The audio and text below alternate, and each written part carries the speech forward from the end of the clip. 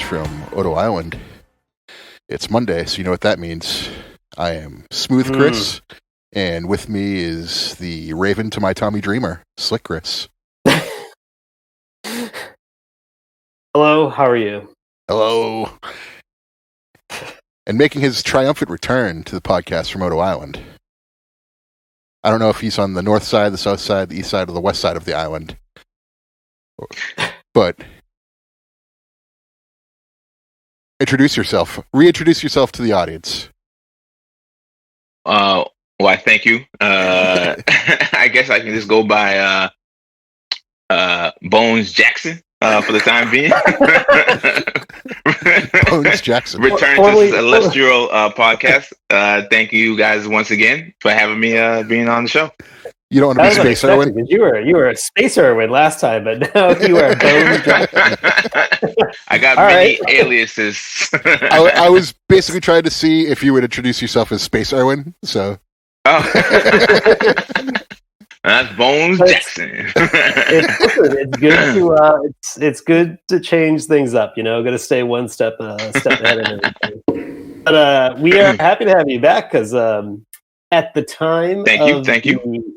When you last appeared, we did Space Godzilla, and I don't know if I think there was a correlation here or not, but I think word must have got out that you were on the podcast because at the time that was our most downloaded episode at the time, and then excellent. The podcast really grew quite a bit after that. I'm glad to hear it. We still do your bit too, where we talk about which movie a wrestler is. You have left a lasting impression on this podcast. Yeah. I'm glad. But I guess shout out to D-Lo Brown. I guess maybe quick other business before we dive into the movie and why we take care of business first. We invited you back here. One quick thing that we should talk about is that I don't know, Irwin. Excuse me, Bones Jackson. If you have been following along with us on Twitter, but we have a figure wrestling federation now in the podcast mode, where figures compete for titles, respect, honor. I don't know, whatever you want to call it. Every week on our Twitter, which is at Odo Island Pod. Again, at Odo Island Pod, where you can find the Odo Island Wrestling Federation, the OIWF. Last week, for Christmas, our world champion, Bandai Titanosaurus, defended his title in a triple threat match against Playmates Gigan and that bootleg Bandai Mecha King Ghidorah and controversy at the end. Controversy. And, so Titanosaurus retained. I'd take it from there. Yeah, Titanosaurus retained this title in a very close match. But after the match, after Bandai Mecha King Ghidorah was defeated, Playmates Gigan attacked Bandai Titanosaurus with a plane. A plane that was worth like twice as much as he was. Yes, I believe it was a plane from my Godzilla versus the Tricephalon playset. Yeah. So, damage to OIWF property by Playmates Gigan. But I believe we've heard from him since, and he has formed what he's calling the Cursed Order with all the other Playmates figures who he feels have been wronged by society, and he's trying to make it right. So, yeah. New faction here in the OIWF. A lot of factions here, taking shape. That's I think they're going to have to. I think Playmates Gigan and Titanosaurus are probably going to be in a collision course, perhaps on New Year's Day. Well, give or take. Playmates Gigan did steal the title from him afterwards, and he's parading around like he is the OIWF champion. However, still champion is Bandai Titanosaurus. Yeah.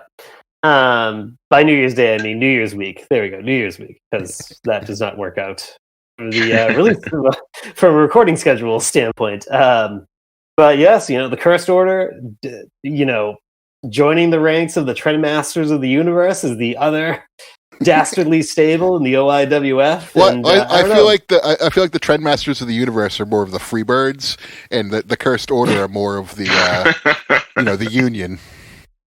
Yeah, I mean, I wonder if one day down the road, maybe in a few months, if now that there are two factions running roughshod, will their paths eventually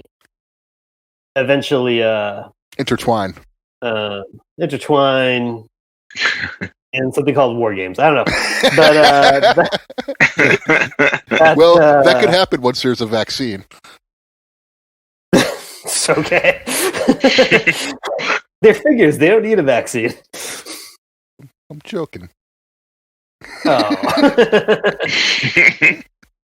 I can't wait to get the vaccine, though. Yeah, if I could get that in a White Claw tomorrow, I would get it right into my body. Yeah.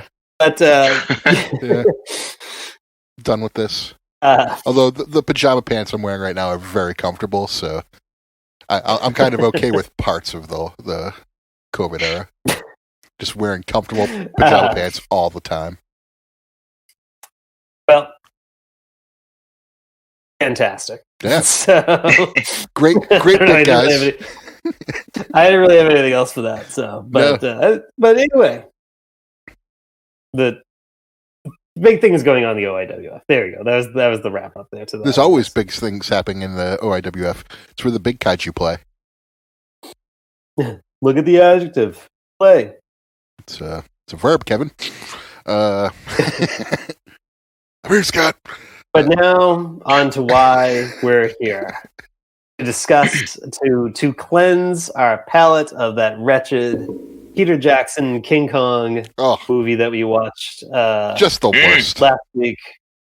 And we did watch, and we'll be discussing Godzilla versus Biollante this week. And Mr. Bones Jackson, as to why I thought of we wanted to have you back for this is because as a little bit of inside baseball, you and I actually work fairly close to each other, and we every now and then bump into each other on the train on the way home, and we don't. But I'm usually getting off like in 2 stops. We don't have a lot of time to talk. I know that this is a movie that is near and dear to you. So I thought, or at least a popular one with you. So I thought, if we're gonna do it, we're gonna have Bones Jackson here. So, so I guess before we dive into it, Smooth, is this one that you have seen before? It is. I've seen this one before. It's a little longer than it should be, I feel like. But really? Yeah, but overall it's coming off of Peter Jackson's King Long. This was really like it was nice to, take a break from the wretched Patriots game I was watching and watch this instead. This was when the Patriots were blown up by the Bills 38-9. Stopped watching that one and put this one on, and I was like, all right, this is better than I was watching before.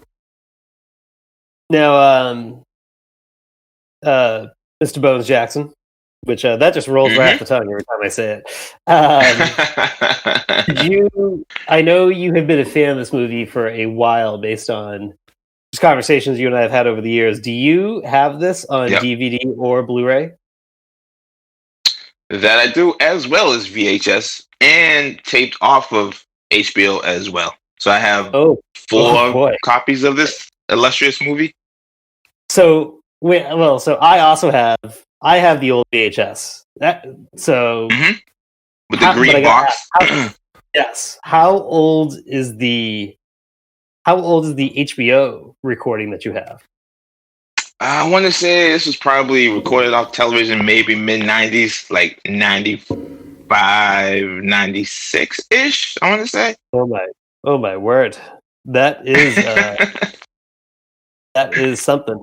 So I guess but I originally saw it before that as well. Like much early before that. I think that's a good segue to the background before we dive into the movie, because what I wanted to say about the DVD, Blu-ray, video rights, etc. of this is that the Blu-ray and the DVD were, so Miramax and HBO are the entities that have owned the rights to Godzilla vs. Biollante in America. This is actually a very elusive movie on DVD and Blu-ray. It was out in Best Buy maybe like 10 years ago. I don't remember, maybe less than 10 years ago, but I have the Blu-ray. Yep. Do you have the Blu-ray or the DVD that like you could find in Best Buy or wherever from 10 years ago? You probably bought it for $9 like I did. and that now resells for between $150 to sometimes over $200.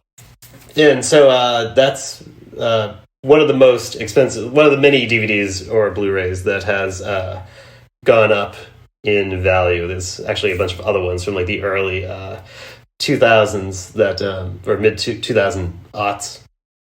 No, were we in the 2000 aughts or where are we in the 2000 aughts? I don't know. You talked about it like 3 days ago. Yeah. So you probably noticed a little bit of a smooth audio change there because we screwed up our recording from that point on. But whatever. We're back and we're fresh. So. Anyway, I guess we'll just segue into the background of this movie before we just dive into it.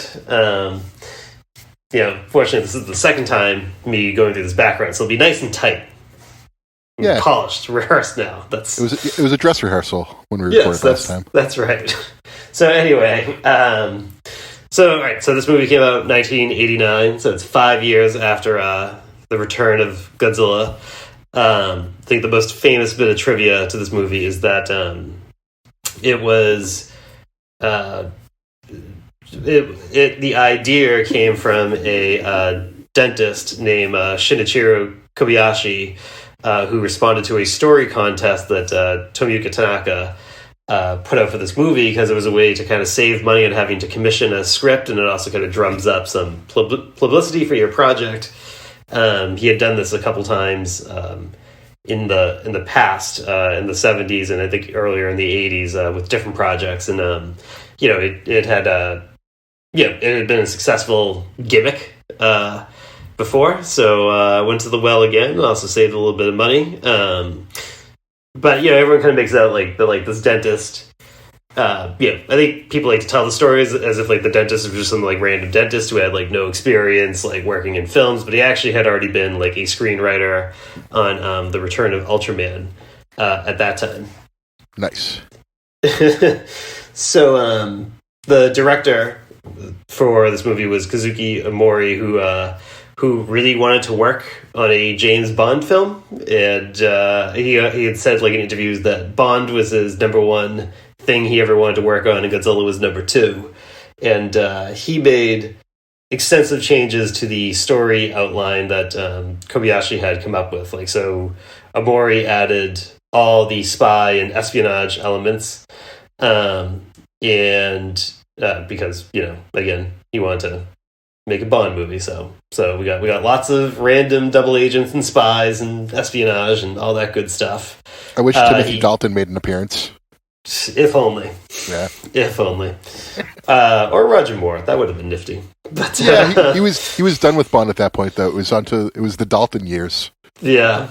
He converted a reporter character in Kobayashi's draft into Miki Sagusa, who will then go on to be like the recurring character for the rest of the 80s and 90s series.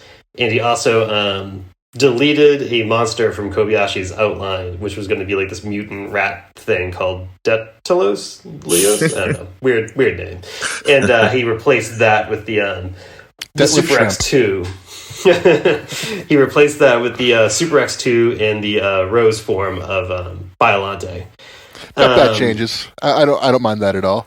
Yeah, the rat thing was just to kind of be like, it was like kind of like the initial experiment that like Dr. Shiragami was. It was like a side experiment that Dr. Shiragami was like working on, but like doesn't really make sense to me that like if you're trying to like manipulate cells to kind of keep your daughter alive and Why are you also making like a mutant rat like at the same time? I don't know. But the other nifty little bits of background from this movie is that the composer for the movie is Koichi Sugiyama, who is the Dragon Quest composer. Oh wow! Which I'm sure we will reference the very awesome BioWars song that is in this the weird disco guitar thing.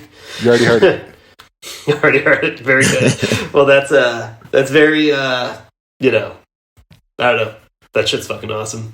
You and Andy used to drive around in the summer of like 2003, 2004, and we used to listen to that soundtrack in your car. Yeah, that song is so ridiculous. Just like, just all this like random like disco and like 80s like rock guitar. It's very disco inspired, but it also rocks. It's quite the experience. Yeah, it's a roller coaster of genres and emotions. But it works. Much like this recording session. And then I thought this was interesting that so Kenpachiro Satsuma is the Godzilla suit actor at this point. He previously played Hidara and Gigan, and he did some interviews at the time where he talked about it, like when he did Godzilla 84, that he hadn't really developed his own style for Godzilla yet, and he really wanted to change that for this movie. And so he like would study how like various animals would move and kind of use that to try to influence how like he wanted like Godzilla to show emotion, and he did it with like a lot of like hand motions and like finger movements, just like Paul. Inside joke. No one will ever get it. And then, but also like to kind of add to like Godzilla's like emotive appearance, they made, or the team made a like animatronic Godzilla head that could like have like eyelids that move, like a tongue that can move, and like could like lip snarl, and it's molded from the same cast that was used to make the suit in this movie, so it looks identical. As opposed to in like Godzilla 84, where the Cybot Godzilla, like and the puppets Godzilla look a lot different than the actual suit, like different enough. Anyway, so it's pretty hilarious the differences. But this before, I think last time we recorded, we didn't really touch on the suits, but like this is a good segue to get into that. Like for me, this is like the Godzilla suit, like. This one and the King Ghidorah 91, like this is what Godzilla should look like in terms of the Hesei series. Yeah, I agree. Like, I don't remember if it was this suit. It's either this one. I think it's the same suit that they used in 91, but they like modified it. Yeah, to make it like a little. But one of the suits like got stolen for like a week. And I'm trying to remember what a week it like, was. They built another suit, and then like they found the stolen suit like in a ditch, like off like the highway somewhere, and they brought it back and used it again because that shit costs money. Sure. I just can't remember if that was this movie or it's either this movie or Godzilla versus Mothra. I forget which one. With the first one versus the the 1990 version, the 1992 one, 92. But I mean, I agree. This is like, this is like the Godzilla suit. This is definitely like one of the best ones, or some will say the best one. But I think a lot of people would agree it's probably like top 2-3 designs. Sure, suit designs. I also enjoyed the final form of Biollante too.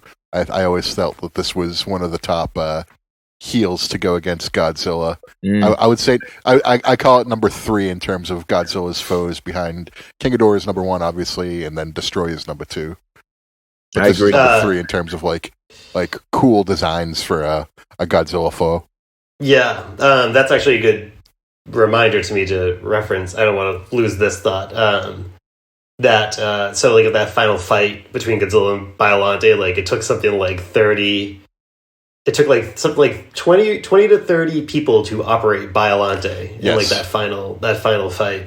Yeah. And Satsuma said that like like those vines and tendrils the Biollante has, like they're essentially like weightless, like they're extremely light, so like they could be manipulated by like piano wire. And so we kind of laughed about this in the first draft of this recording, but like as wrestling fans, we gotta appreciate how Ken Satsuma like basically sold for these vines and like wrestled with them and made it look like they were like heavy as shit and dragging Godzilla down. And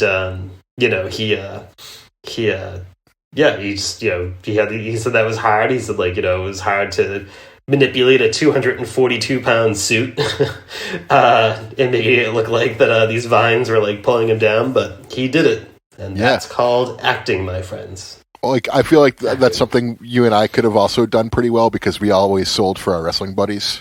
Yeah. We sold for pillow Tonka wrestling buddies as we were kids. I swear, as kids, not as adults in our mid-30s. You don't know that. So I guess we could kind of walk through the movie now, but I guess does anyone have like initial thoughts about this odd duck of a movie?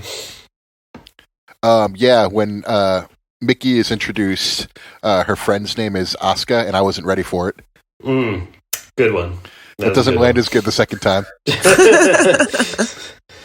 I think Irwin, I don't know if how much we covered this already, but you have. I'm sorry, Mr. Bones Jackson. I forgot going by this one. Is this one? This is one you watch kind of regularly, right? Since you've seen it like in the 90s. One of them, definitely in the top 5.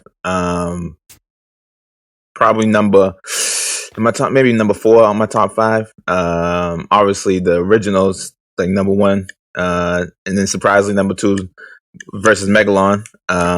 Just because that was my first introduction, and then 85 Destroyer, then Biollante, and then probably Final Wars as a last 5th out the top 5. But yeah, it's up there. That's definitely a wild top 5. Yeah. Hey, with Megalon was my first movie too, and as I was gonna say I've had buddies that actually enjoyed Godzilla's Revenge as their favorite Godzilla film. So I did not hate that as much as I thought I was gonna. What? Movies. Still not good. I think it gets put down because it's like more geared towards kids, but overall it was pretty enjoyable. Like I watched it with no problem. So Godzilla's best of. Just to kind of put the bow on that. My only real problem with it is like the excessive use of stock footage in that movie. That's I would that is what does not bode well for me. But that's not what we're here to talk about. Nope. So, no, but like Biolante's top 5.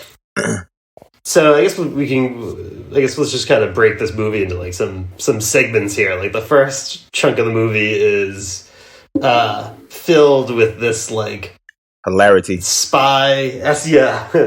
very like over the top serious spy espionage. Like everyone is trying to steal Godzilla cells, or like they're blowing up the lab where the Godzilla cells are held. Excuse me. Bless you. We'll leave that in. We're introduced to the ridiculous secret agent from the fictional country of Saradia. I don't know. What did you guys think of that? Big armed secret agent. What I always think of him is here's the guy that Shikini loves. Yeah, I mean, he's ridiculous. Not so much you like the guy, but just for the music that's going on during that scene. Because I remember you used to like play this movie for us, and like I've seen that several times with you. You always put it on. I'm just like, yeah, that's where the music comes from. All right.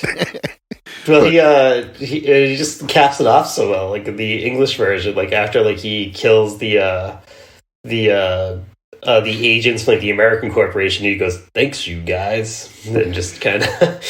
Yeah, he says, like, I watched the Japanese version, so I forget what he said there, but it wasn't. I know you always like quote the English version, just because it's hilarious, but I didn't get any of that in the version I watched this time around. Yeah, instead you got very horrendous attempts at English voice acting. Oh my god, it was like they were trying their hardest, and bless them for it. But oh yeah, like yeah, shoehorned in there for no reason. Yeah, it's a whole bunch of people who are not comfortable speaking English trying to speak English very casually. And yeah, it's like the Japanese guy and what I assume is an Italian guy are speaking in English to each other, and I'm just like, one of you couldn't just learn the other's language, like.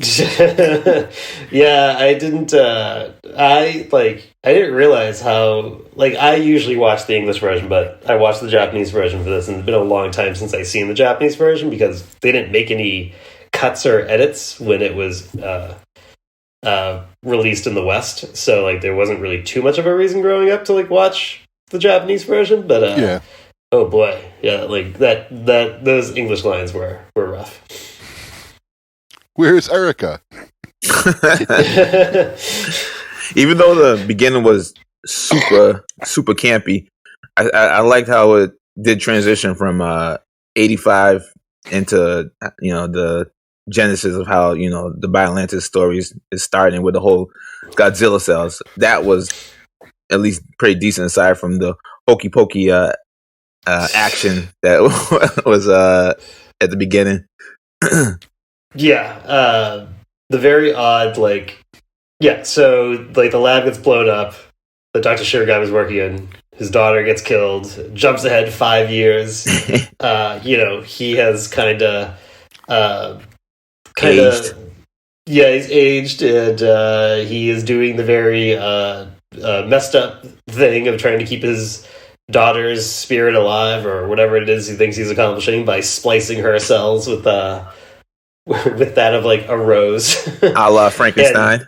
And, and when writing that part of, so that was something that's like the main element that was left from like the Kobayashi's first draft, and he said that he had like a 6-month-old daughter at the time, and he was like, "Oh, I just tried to think about how far I would go to like keep my daughter alive if something happened." And I was like, "Well, you're fucked up, but that's all right." The answer: too far. Yeah. Damn it! You're playing God now. Yeah, he's a weirdo, and he agrees to help the government if he gets Godzilla cells, or gets to keep the Godzilla cells in his lab for 7 days, and the Japanese government or the oil corporation that's not the oil corporation, the research company like that has the Godzilla cells, just like, yeah, we'll keep the cells for a week. That's cool. What could possibly go wrong? Yeah, he just wanted to keep the cells for a week. By the way, those cells look gigantic. They basically look like flabs of skin for something that's like a cell. Yeah, I was like, you keep calling them cells. I don't think you really know what that word means. I think you're just going like, oh, here's some skin. Yeah, that's what it basically looks like. I was like, that's a ginormous cell if it's like... Well, I think the reason they call it Godzilla cells is like it's just a chunk of them, but you get the cells off of it and you put it under a microscope. So you do see the cells under the microscope. So. Right. But well, it's like my friend's like, "These are Godzilla cells," and he's like, "Yeah." I was like, "Well, really, it's a chunk of skin with the cells within, But. Yeah, but he combines the Godzilla cells with the Erica Rose cell, and they combine into one, and he's like, all right, cool. And then they start self-replicating, and before you know it, we have a gigantic rose sticking out of a lake. Yeah, that's and he kind of seems kind of nonplussed by the whole thing. He's just kind of like, well, whatever. He's like, that's what happens, and he doesn't really seem too concerned about what he has perhaps done to his daughter's soul, or the fact that he's created like this giant. He's kind of an asshole, Dr. Shirogami. It's just but you still feel for his loss, Yeah, but if you think about it too, like when his daughter died, he was like working for like an enemy country that like sent like an agent to like kill like a whole bunch of like agents from other countries to get these Godzilla cells. Like, I mean, even before his daughter dies, he's not starting from a good place. No, he's a very, very questionable human being. Yeah. That's why at the end of this movie, I felt nothing. Oh, we'll get there. So then, so he So we didn't say that like the reason why he's recruited to help out with like this project is that the government in conjunction with this research company are trying to create anti-nuclear energy bacteria that they think that if Godzilla gets out of the volcano at Mount Mahara, then they could use that to effectively kill Godzilla. Yeah, will it work? We'll find out. And they're trying to do this because Godzilla's woken up from his 5-year nap. Yes, right? Yes, he got a fresh new look during that time, and hit the weights. He's ready to hit the town. Just like when a wrestler comes back and they're all beefed up, like you're right, eating nothing but chicken and broccoli. Yeah, he's like when Bray Wyatt first came back as the Fiend, like all like ripped and shredded. He's like hitting that stage. Yeah. So we get another to kind of wrap up the first chunk of the movie that it's so espionage heavy. We have like the two very poorly acted American agents from Biomajor, one who looks like John Leguizamo, and the other guy who just yells every line that he has in the movie for like no good reason, and who also yells out "Lethal Weapon." Yeah, that's right. There's a shootout. He yells in Dr. Shirogami's lab where they're trying to steal the Godzilla cells, and he yells "Lethal Weapon." He's like, "This is our lethal weapon, baby," or some shit like that. But the tentacles from Biollante sort of put their plans to rest because it comes in from the floor of the lab. From outside, It comes in through like the floor of the lab and starts like tangling them up and squeezing them like an anaconda. Excuse me. And he dies very comically. He looks like he had like a seizure while he was dying in that scene. It's like I should have like dug it up. Like there's like an old interview, like in an old G-Fan magazine with that guy, and I remember like it only being about like half a page long, and like kind of asking him like what sort of like headspace he had to put his like head in while he was like being told to like act in that scene. And I was like, this guy doesn't seem very good. I don't know if like we're gonna get a deep answer on the finer parts of acting from this guy. He's a method actor. He acted that way for 6 months before taking the role on. Yeah, he's like, yeah, because I just watched I don't know where I was going to go with that. I'm gonna let that thought die. So, where do we go from here? Well, we can get into the first fight in the lake, where Godzilla shows up and attacks Biollante, or Biollante attacks Godzilla. Either way you want to look at it. Yeah. Mutual attack with each other. I think two big things just saw each other, and it's like when two cats that don't know each other see each other from across the room, and they're like, "Oh fuck, we're fighting." But except like they are technically like brother and sister, or cousin.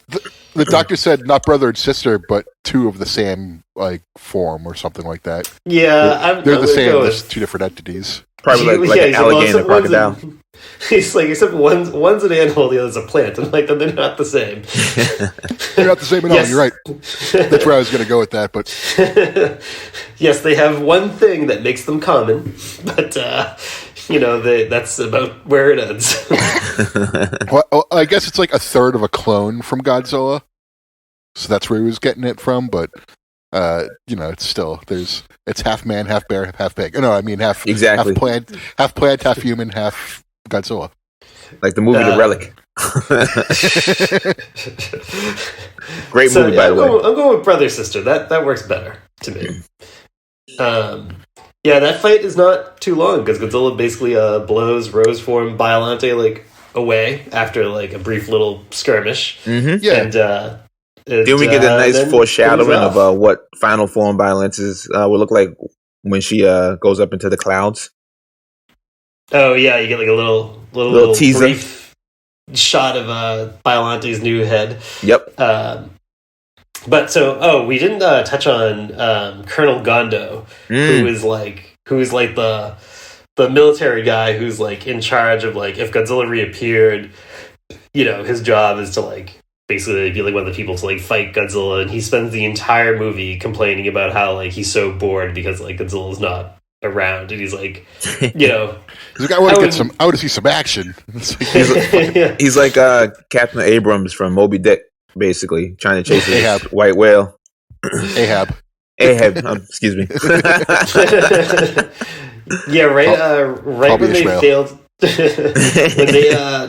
when they fail to stop Godzilla coming out of the volcano, like the last thing he says right before Godzilla gets out is just "Amen." And I was like, all right, that's a little weird, but all right. They're trying to stop it from happening, but like they can't stop the countdown sequence because the truck computer that they were in got flipped over. Yep. Yeah.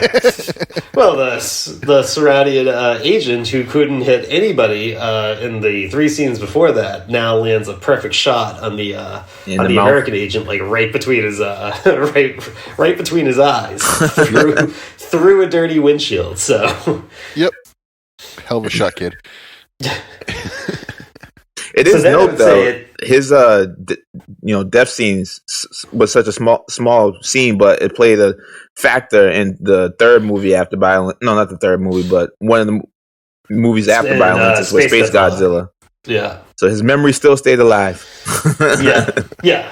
So after the Biollante Rose fight, like it's a lot of Godzilla from that point on. Well, I think there's already one fight with the Super X2's already happened. Yes. And now like Godzilla's like heading to Osaka. Yes.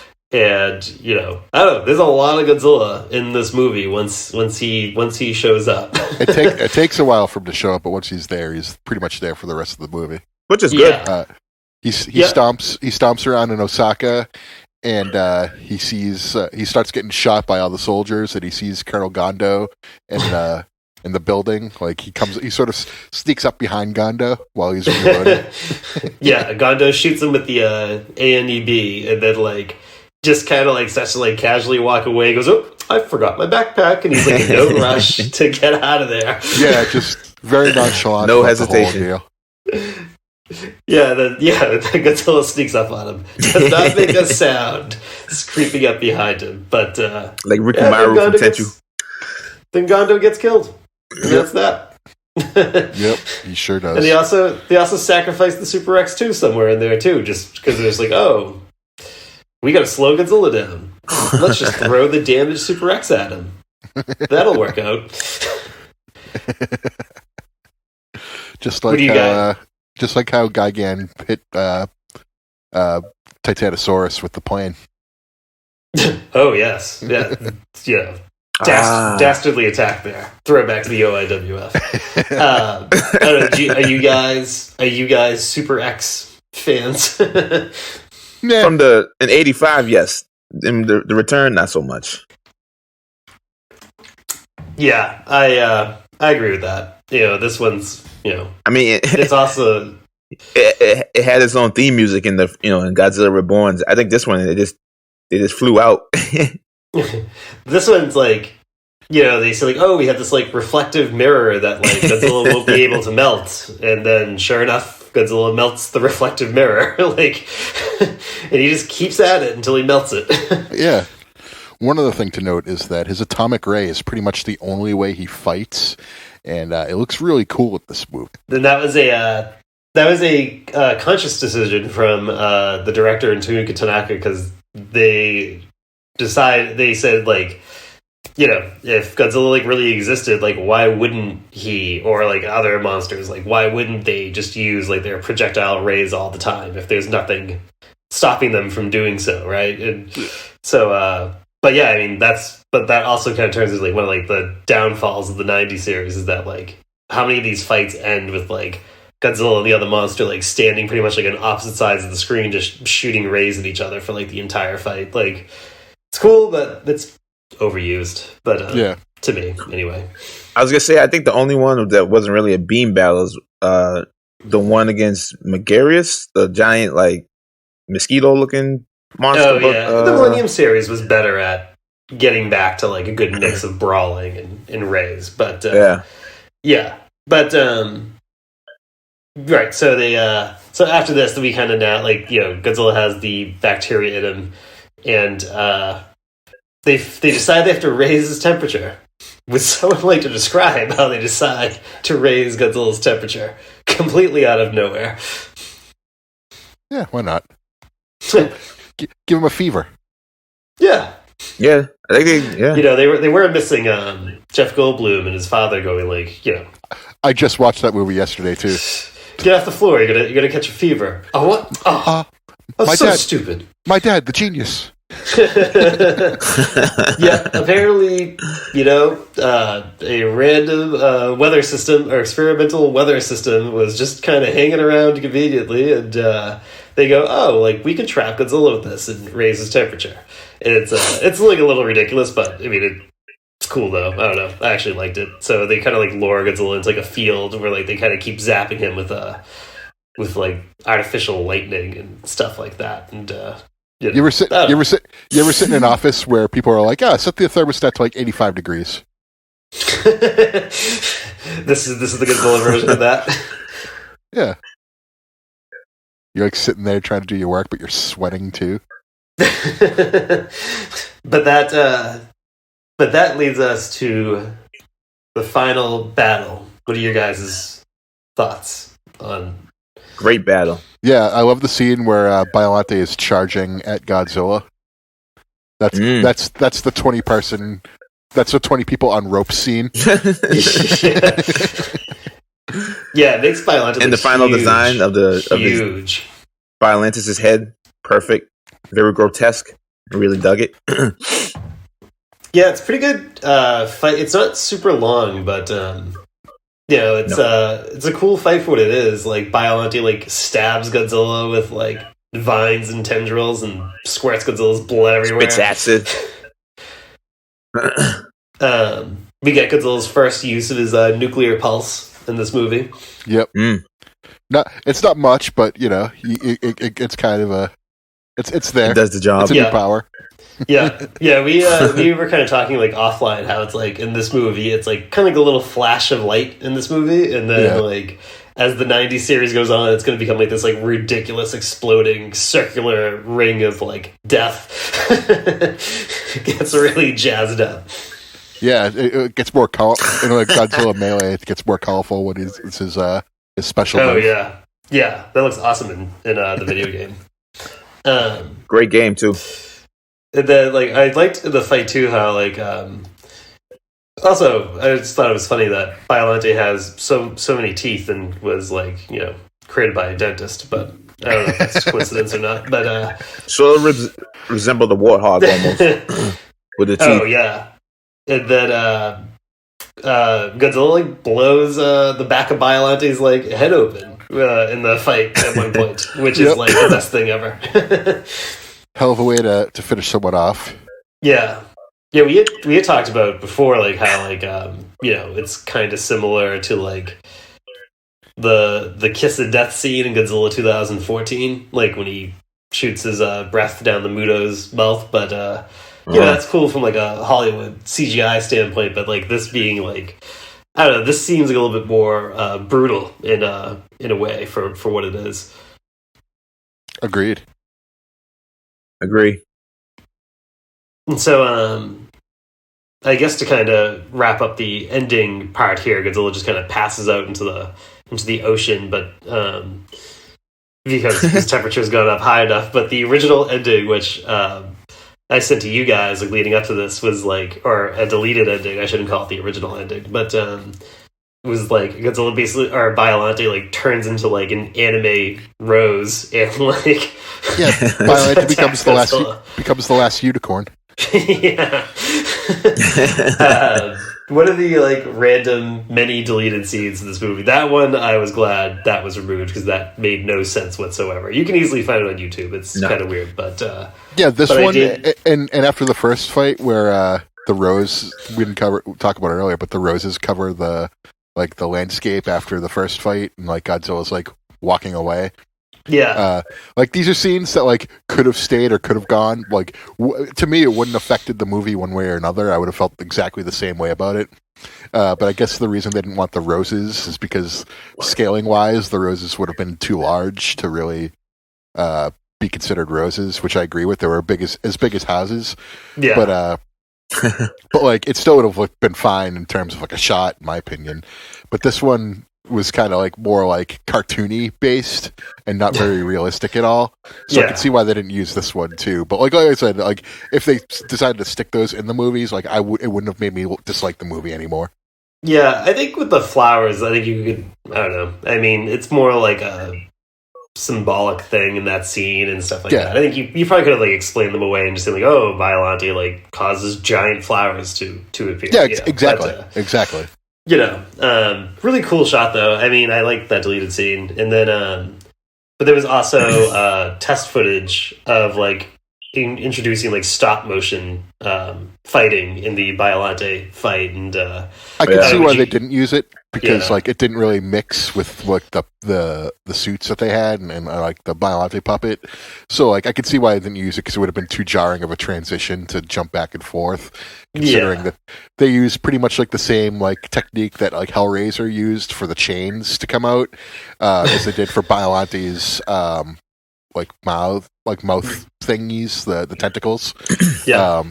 In Hellraiser 2 actually too, it's similar because like the doctor has like tentacle things that are like stop motion, so it sort of combines the two into like one random shot that like the tentacles turn into like other things.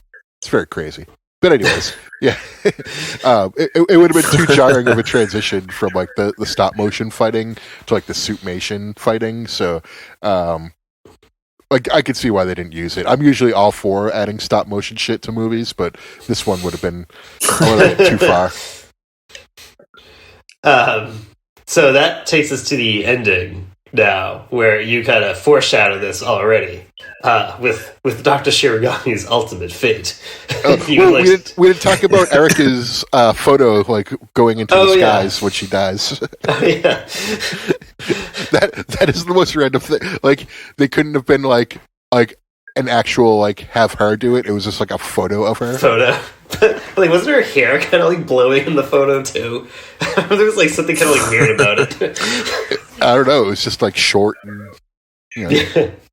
Yeah. Mickey Sagoose is like, oh, she says thank you or goodbye, whatever it was, and yeah, I don't know. It's a cool concept. Again, Dr. Shirogami does not seem super moved by the whole thing, but he has no soul. Yeah. Well, then he gets shot. He gets shot right in the heart.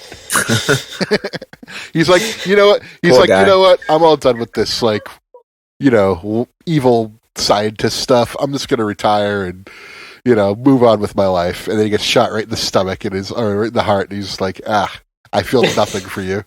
Like, you almost redeemed yourself. And then it's just kind of like, I'm fine with this too. Mr. Bones, you seem a little sympathetic towards Dr. Shirogami. This is a couple times now you said you feel for the guy. I mean, he been through a lot, you know, throughout his several stages of his own form of grievance. I guess a little bit of me feel sorry for him, but then the extent that he went to try to fill in any void of emptiness, I wasn't really agreeing with 100%. So. You know, Hakuna Matata.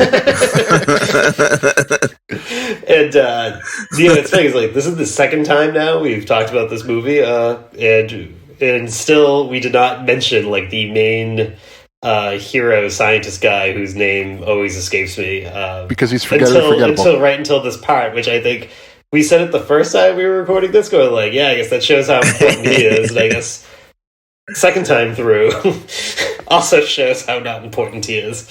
But he gets the ridiculous standoff with the Seradian agent in the weather field, and you know, for some reason the Seradian agent, who probably just witnessed this like weather stuff being used against Godzilla, decides to stand right on top of like one of those platforms before he just shoots the guy. Well, he tried to shoot him before and he slipped in the mud, so he went up the platform to get his footing. Yeah, to have the high ground. Yeah. It's over, Anakin. And then the colonel, who's in charge of the Super X team, kills a man, almost kind of with his bare hands. He presses the button that kills him with his bare hands, anyway. Presses the button with his bare hands. There we go. I mean, He could have pressed it with a gloved hand. It would have been just as murderous. It would have been more sinister if he did it with a gloved hand. But that's like the best way to kill that guy off. He just goes, boop, God. Yep. So and that's that. That's the movie. So well, Godzilla gets up. Oh yeah, Godzilla. Oh, obviously. I mean, he's not gonna. Yeah. He's not gonna let a little bacteria get in his way. So he swims off. Nope. Yeah. Godzilla in this movie they threw the Super X at Godzilla, a nuclear-eating bacteria, in 2 forms of Biollante, and a weird weather system. All at Godzilla. Each one, everyone's convinced, is going to be the thing that's going to kill Godzilla, and all it does, gives him a nap for a little bit, and then he just kind of gets up and wanders off. Well, he did get one of the tentacles through his hand. That was a pretty big blow, but he's all right. Yep. Yeah. Yeah. Well, he regenerates. Hence why the cells are so important. So he that whole probably went away pretty quickly. Yeah, it's fine. So, if this movie were a pro wrestler, who would it be? Who wants to go first on this one? Well, I think you went first last time we did this, but no one else heard it. So why don't you go first again? I'm actually trying to remember what I said. I was trying to buy myself there a little bit of time. Okay, I'll go first because I remember. There's a lot of White Claws. There was a lot of White Claws in the first version of this recording. I'll go first because I remember mine. Right. It was a workhorse who is very environmentally based too. It's a plant-based movie. So I went with Daniel Bryan. Yeah. That's a good way to put it. Do you remember who I said? I remember who you said because Daniel Bryan's the American dragon. You also had a dragon. Oh, that's right. There we go. It's been a long couple days of since we recorded this. It's a new year. We recorded it last year. That's right. Yeah, for kind of like the same logic. Well, we did kind of point out some of like the more comical aspects of this movie. This is a movie you can always kind of put on and count on to get like a good end result, a good time from, like a good Ricky the Dragon Steamboat match. So yeah. This is the Ricky the Dragon of Godzilla movies. My pick, originally I had Too Cold Scorpio, but I think on this re-record, I think I might move by this movie closer towards maybe Big Van Vader. just because it was really, talked about when it first in the mid 90s before all the other ones came out, but now really people don't really talk about Godzilla vs. Biollante, even though it was such a great movie. So similar like with Vader, he was really hot and heavy in the early 90s in America and Japan, but towards his later run, he sort of fizzled out what his magic was. So I give him a Big Van Vader. What time is it? Baby Vader time's over. So I guess what's left though now is to give it our 1 to 5 star ranking. And I think Mr. Bones Space Irwin Jackson, I think you should kick us off. Yep. Out of 1 out of 5, I give it a 4 out of 5, just because it was such a great, solid movie. Had its, couple of weaknesses, but the strengths out-leveraged the weaknesses. So definitely 4 out of 5. That's an upper mid Carter in our book.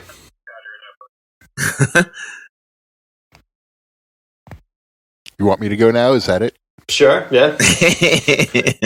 I'm also going a 4, even though I went last time, so that way I completed the jackpot of 4s. I'm blowing your spot too. Yeah, I'm going 4. It's a really good movie. I don't like it as much as some of the 5ers, but it's a good time. 4. Yeah, I agree. This is a 4 all the way. I think this is the best of the Hesei series. It's kind of weird. It has a lot of like weird stuff going on. Like, I think, like I said, like I think one of like the books I have, the author compares it to this is the Godzilla versus Hedorah of the 80s and 90s, and I think that's it's not as like wild and trippy as Hedorah is, but it's still pretty unique in the pantheon of Godzilla films. So solid 4. Once it gets going, it doesn't stop. So yeah, definitely agree. Well, that's that was Godzilla versus Biollante. Hey, Chris. Hey, Chris. What was the question? Who's your self-provide? No, you get any figs? I sure did. I got 2 figures in a game. I ordered something, but it's not here yet, so I'll talk about it next time after you talk about it today.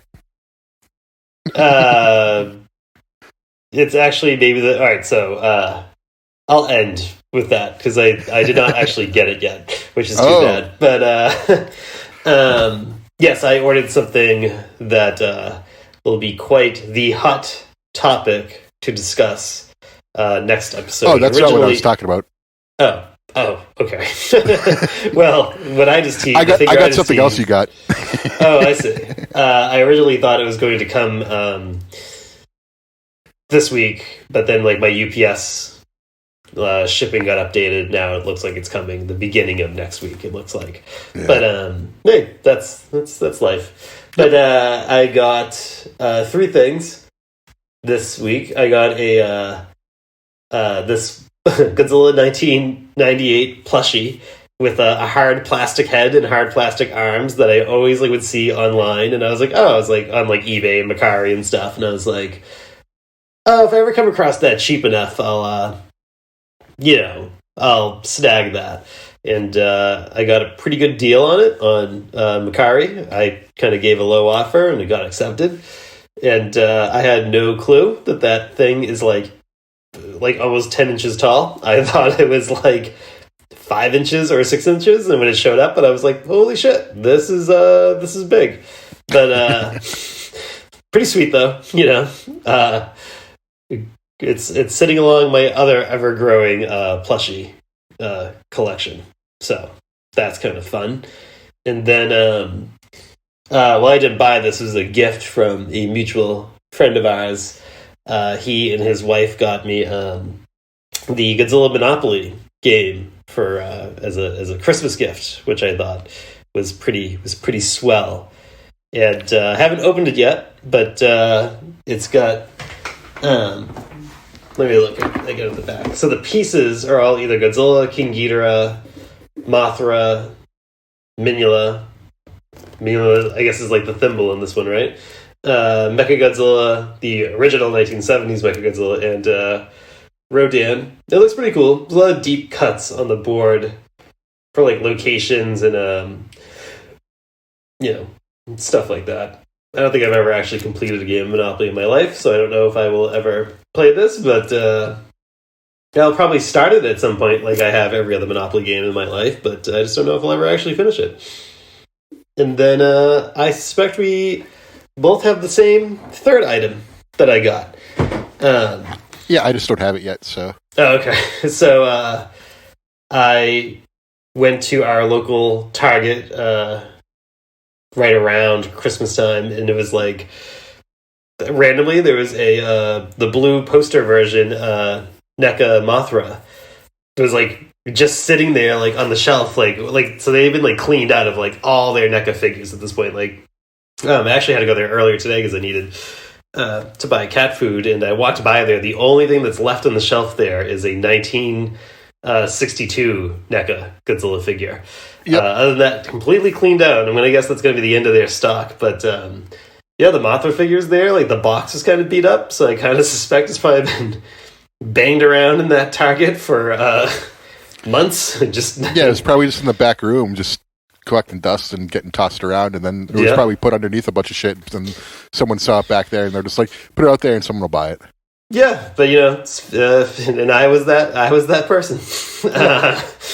I guess you call it like a figure fake, because I feel like at the last episode, we we talked about how like we both kind of missed out on that figure and we kind of regretted it. But it's it's cool. It's cool though. It's like it's Godzilla. It's Mothra. I mean, coming out of like an egg. Mothra's design in King of the Monsters is not the most toyetic, as we have said in the past. So yeah, it's just hard to do. It looks great on screen, but it doesn't come across well in the figures. Yeah, the wings look really cool though. Like there's a lot of detail in the wings and like the way they painted the wings. Like it almost kind of has like a rough like sandpaper type feel to it too, and it's like that texture with like the paint job looks pretty cool. But what I also like about it is that it does not take a lot of shelf real estate, because the stand for Mothra, like the egg that she's coming out of, is really small, and like the stand that you put Mothra on is really tall. So she can kind of easily kind of go above like a lot of your figures, and doesn't take up a lot of space, which is the Rodan one's kind of beefy at the bottom, and the post is a little small, so it doesn't go up very high. It goes up about the same height as like the head of Godzilla, but I'm hoping the Mothra one might be a little taller, because I have a McFarlane Toys Viserion, and like that goes up way higher, and it's like a metal post, so it's a little bit more sturdy, and holds a little better than the Rodan does. It's almost gonna be like eye level with like the King Kong NECA figure. Okay, so not that tall, but it's close. Okay, I'll make it work. And that's what I got. You guys get any goods? Well, like I said, I ordered that, so it'll be coming next time. I might get the other Mothra one too, and then that way I'll just need 2 more retail mechas for the complete set. Then you'll have to I might just get them all, because I might just need to complete them all. Like you're so close. Why not? I said I wasn't going to do it, but I'm so close. I'm just like, Then you're going to have to like really go down like the rabbit hole. You're going to have to get like that green burning Godzilla one. If anyone's listening to this and you have it, you want to donate it to the podcast, I will gladly take it. No questions asked. But or if you want to sell it to me for like $30, but no one would ever do that, because it's I see it posted online for like a couple $100, but I don't think anyone's going to buy it. Yeah, like I think that's just someone trying to sell it for that much. Yeah. So no, but if anyone wants to donate it to the podcast, feel free. And you're not going to go down the reissue rabbit hole, are you? Like how like no, just one of any retail. So 154, one Poster 54, one Shin Godzilla version 2. But the Shin Godzilla version 1 is the only one, that and the 54 Godzilla are the only Godzilla figures I don't have. So I'll take either boxed or bubble wrap, I guess. Yeah. You shouldn't. You probably won't have too hard of a time finding the Shin Godzilla one, at least anyway. Yeah. That's still fairly common and ugly. I do not have as many as you, but you have a lot more Godzilla memorabilia than I have. Yes, but there's some NECA ones I kind of whiffed on, and now in retrospect, you're like, kind of wish I didn't, but I'm also like not like jonesing to complete it. There's there's Taco Bell collections and Carl's Jr. collections that I'm chasing down. That's way more your speed than me. The NECAs are like the perfect thing for me, because they're just good enough to justify me spending all the money I spent on them. What about you, Space Bones? Most recent purchase was a 4K Ultra HD of Godzilla 98. Not because I'm a big fan of the movie, but just because I just want to have no unturned, just more of a completist to sort of add to my collection. So I think now I should have pretty much all up to date, all forms of different media for the Godzilla films at the current time. Do you have a VHS next down the road? I have 3 copies of that DVD, because I feel like it was like I bought it like when it first came out, and then it was like randomly included in like some like DVD packages where it was like you would get like 4 other movies, but like you would always just kind of end up with like a copy of like Godzilla '98 somewhere in there. And I was like, well, I guess I'm gonna have multiple copies of this movie floating around, but that's fine. I don't need multiple copies of that movie. It's always on streaming services, and I'll never want to watch it. Yeah. Well, I guess that does it. Huh? Well, maybe we could talk a little bit about the because it came up in the past few days. The anime Godzilla Netflix showed a drawing of Godzilla, and it looks pretty cool. The Singular Point Godzilla got at least the head got revealed, and he's epic. He's got like the spiral, the red white spiral eyes. Yeah, this like series like seems like it's going to be pretty like wild, at least from like what they're doing from like a design standpoint with these monsters. I probably wouldn't care too much if they did it in like the movies, like the eyes that way. But if it's like the cartoon and like there's no restrictions, why not? You know? Yeah. I was gonna say in GMK where his eyes were white, it looked pretty menacing. Yeah. This one he's got had like a dead look to him. I like these like crazy spirals. There was like an interview, or not an interview, like an article that was posted that like was kind of giving like an overview of like all like the human characters, and it didn't give too much in the way of the story, but it seems like a lot of, at least what the like initial part of the series going to focus on, has something to do with like some factory in some small like village or town like does something that like ties to Godzilla, and then ultimately like all these other monsters. So I don't know what that means, but we'll find out in 3.5 more months, I guess. Yeah, I'm looking forward to it. Like I said, like we've said in the past that like we're all for like new reimaginings of Godzilla and like seeing where different people can take the series. So like I'm definitely curious to see where they go with it, especially since, like I said, it's an anime, so there's really no restrictions on what Godzilla could look like or do. Yeah. So let's see. Yeah, I'm all for it. Like I said before, like I haven't really watched a lot of anime, but from what I get from people who do is that this is like quite the team working on this series. Like they're all supposed to be like very good writers and creators and whatnot. So, I'm optimistic. All I know is Anguirus is jacked and huge. So sign me up for that. But yeah, so that'll do it for this episode. I think next time we decided on what movie we're going to watch for the next episode, and we went back to the original Mothra. Yep, that's the one I haven't watched in a long time. It's a good one. Yeah. Good one though. And I've never seen it, so I'm interested in checking it out for the first time. Yeah. Good choice. It's a good one. It's another movie with a fictional country in it. Seems to be a recurring trope in Godzilla movies sometimes. Make a fictional country when you don't want to use a real one. But cool. Well, thank you, Mr. Bones Jackson. Always thank you. Appreciated. I appreciate it. It was fun as always.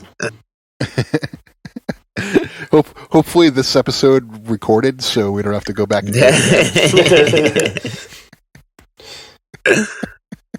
The nervous laughter from Chiquini was so good. So worth saying it for that. That was very enjoyable.